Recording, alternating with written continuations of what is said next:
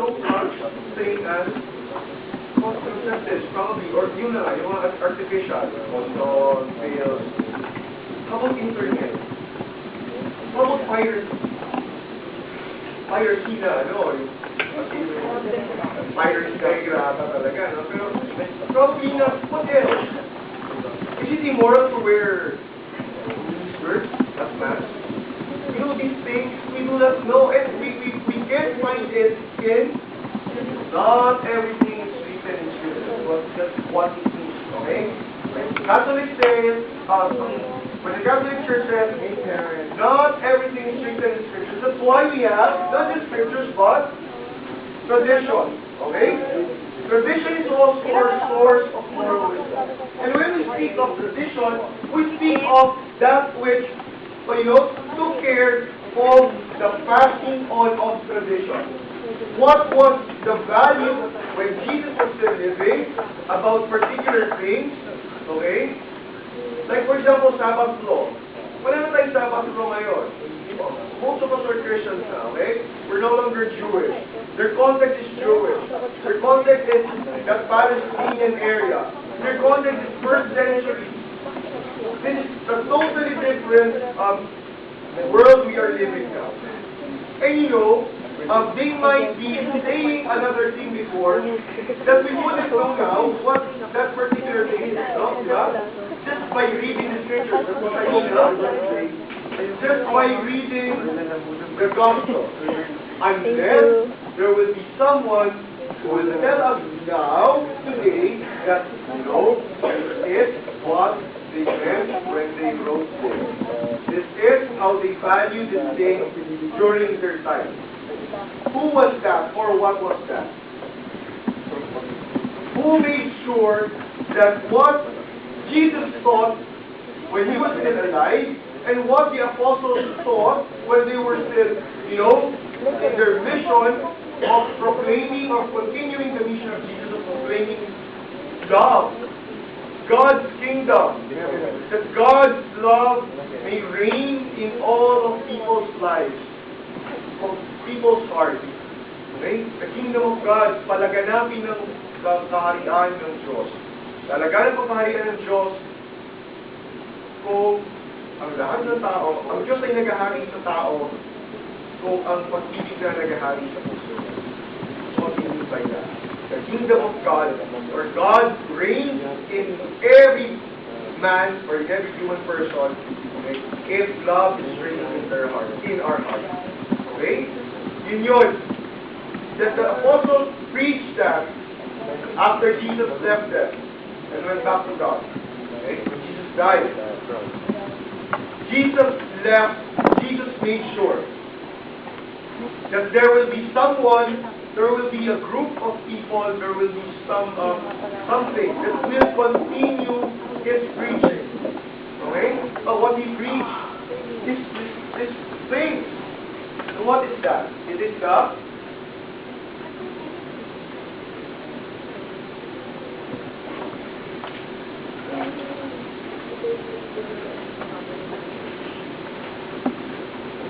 God. What is a sacrament? Who can define a sacrament? What is a sacrament? Oh. A sacrament is a what? Sir, moral obligation.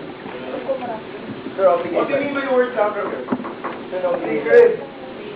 The Catechism, the Old Catechism tells us, it's simply, a sacrament is a visible sign of an invisible reality, of an invisible grace. Simply that. Okay? A sacrament is a sign.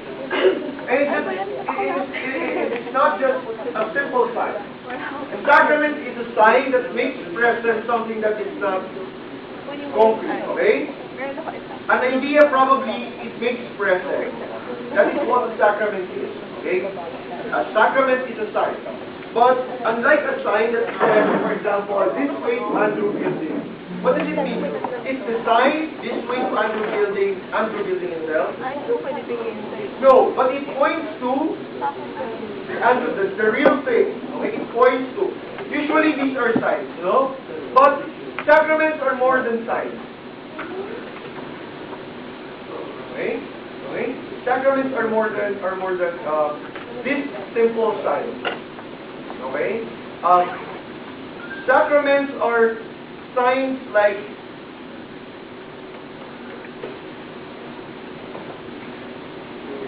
bawal tumawa. Oh, yeah. huh? Sacraments are like smile. Okay? That's a sign. Why? It does not only point to my joy, to my happiness, but it also makes present that joy. So, holiday ka na lang. Bakit kang ngumiti? Kasi may ngumiti sa'yo. Parang meron ka mga, oy, masaya siya. Pwede po high street. What else? What other sign? A kiss. Oh, hindi na kita i-kiss. A kiss, hindi ba? It is not only, a kiss is not only a sign that that person loves you, but it makes present that love. Di ba? You feel it. Oo nga, totoo. Okay? Hindi ka tulad ng pag nakita mo yung sign ng this way to this way, or to this place. Hindi mo alam din, meron mo talagang gano'n. Okay? It's not being present something. At traffic light, when it says red, pag red, stop. Sige, stop. Pero, what's with stop it? I mean, di ba? Parang wala. But unlike those, unlike signs like kiss, smile, what? Paano pagka, nag-smile sa'yo kasi iba ni... Ay, kulay ko smile ka rin. O wala din, naiintindihan mo yung meaning niya. Paano mo kaya hindi kiss ka, tapos iba yung plastikan doon. Kaya kiss ka, iba yung meaning. Anong meaning? Ewan ko. Kaya hindi love. Oo. Diba? Hindi ka sacrament. Sacrament lang. Kapo lang tayo. Okay? Hindi ka kasi... No, sacrament is that kind of sign. Okay? It makes present what is. Jesus is the sacrament of the invisible Father. For Jesus came, we do not know who the Father, who God is. Who God is, okay? Who God is. But Jesus showed us who God is, who this God is. Who this very distant and very invisible and very what? You know, very, we do not even say the name of God because we do not know Him. We don't have any knowledge of God. Okay? But Jesus told us, when He taught us to pray, He taught us, pray, our Father, who art in heaven. God is not just the Almighty God. God is not just the just judge. Okay? God is not just the provider. God is a loving Father. Hindi pa Father tumalik yung in attendance. heaven. Sabi ko sa inyo, I believe in God, the Father, for He is Almighty. Christians Dumaan na pa believe in sa yung Father. attendance. But what kind of Father? Jesus told us, God is right there. The Father is the prodigal Kahit Son. na-late ka. Hindi, isulat mo yung pangalan. The Father, an authority figure. Yung yellow paper. Authority figure, someone superior. Okay? Someone who should maintain his position in society. Okay? A father who probably should have been just sitting there in his house, being served by his sons, daughters, and slaves, anything that he wants. Okay? But look at this father.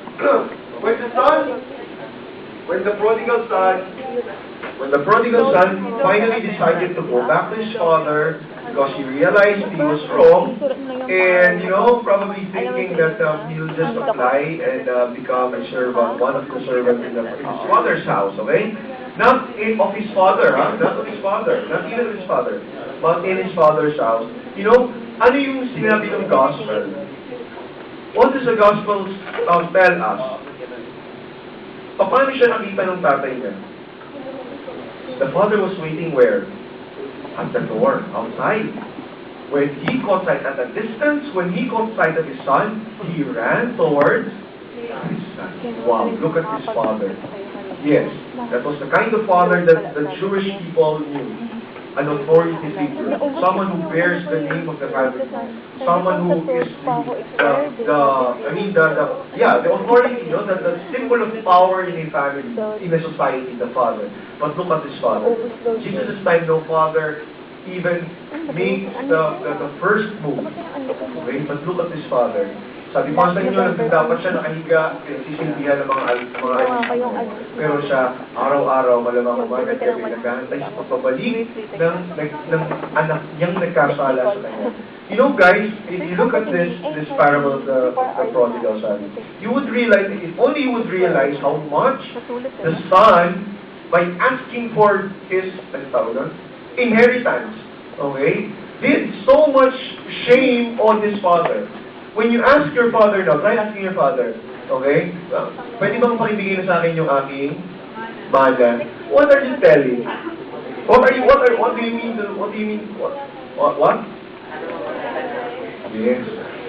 Hindi sana mamatay ka na. Mamatay ka na. Patay ka na. For me, you're dead. That's why you give me my inheritance. You're dead. To do that to someone is like killing. And not just killing, but putting shame on the person. You know, I'm still alive. I still have my worth. Okay? But now you're telling me you need your inheritance? You're treating me as good as dead. The son brought shame to his father. Now he's returning, but the father was always waiting. Even because of his excitement that finally, probably he lost hope. Sino ba naman ang babalik pa? Nakuha na niya lahat ng mana. Ano ba, babalikan mo sa akin? Di ba? Nakuha mo ni mana mo eh. Yung gusto mo na kalahati eh. Alam mo, hindi mo naman makukuha yung kalahati sa kapatid mo. So, hindi ka na babalik sa bahay ng tatay mo. But because the father expects, still hopes, still waits, he waited there. Always. He always waited. And so, in all excitement, in all, with all joy, he ran toward. At a distance, malayo pa lang, nakilala na niya. Ito na ang anak ko. And you kill the fattened calf. Okay? They prepare. May pinapataba sila, di ba? Hindi ganun sila. See? You throw